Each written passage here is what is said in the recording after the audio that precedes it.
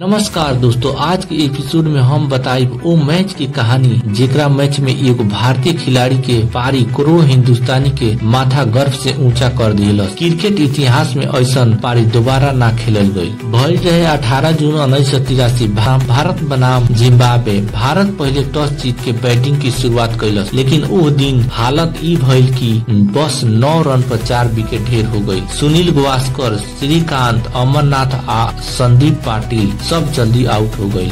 ओ वक्त कपिल देव नहात रहले। सद्धू आ मैनेजर मान सिंह दौड़त भागत कपिल देव से बोलत रहलन कि 9 विकेट पर 4 आउट हो गई बा। मैदान पर जब कपिल देव उतरलन तब जिम्बाब्वे के खिलाड़ी हंसत रहलस कि अब भारत के खेल खत्म हो गई बा। लेकिन भैया वो दिन भगवान कपिल देव के हाथ में बैट बनकर खेलत रहलन। यशपाल शर्मा 9 रन बनाकर आउट हो गईलन। बस 17 रन पर 5 विकेट गिर गई। सब भारतीय खिलाड़ी हार मान लेलन, लेकिन ड्रेसिंग रूम में मायूसी छा गई रहे। बीबीसी हड़ताल पर रहे, ऐसे ये मैच के रिकॉर्डिंग ना भइल। दर्शक तक इतना गुस्सा में रहलन कि टिकट फाड़ के वो मैदान छोड़ दलन।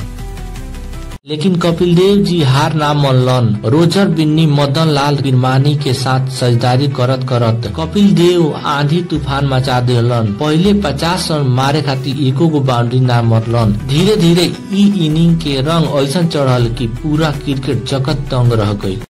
गावस्कर लिखलन, जब कपिल देव 160 रन पर पहुंचले हम खड़ा रह गईनी। डर लागत रहे अगर हिल गईनी तो कपिल देव आउट ना हो जाइयन। यशपाल शर्मा जमीन पर घुटना मोड़ कर बैठा रहलन जब तक कपिल देव के इनिंग समाप्त न भइल। आखिरकार कपिल देव 175 रन नॉट आउट बनौलन। बस 138 गेंद पर भारत 266 रन बनौलस, जबकि जिम्बाब्वे 235 रन पर ऑल आउट हो गई और भारत 31 रन से ई मैच जीत गई। दुर्भाग्य से ई पारी के दुनिया लाइव ना देख पौलस। बाकी जे ड्रेसिंग रूम में आके मैदान पर देखत रहलस उ कहलस, भाई ई पारी ना रही तो 1983 के वर्ल्ड कप भारत ना जीती। ई पारी ना सिर्फ भारत के बचौलस बल्कि पूरा टीम के हिम्मत दिलौलस कि वर्ल्ड कप जीतल जा सकत बा। बाकी आगे के सफर ऑस्ट्रेलिया सेमीफाइनल आ फाइनल कहानी अगला एपिसोड में।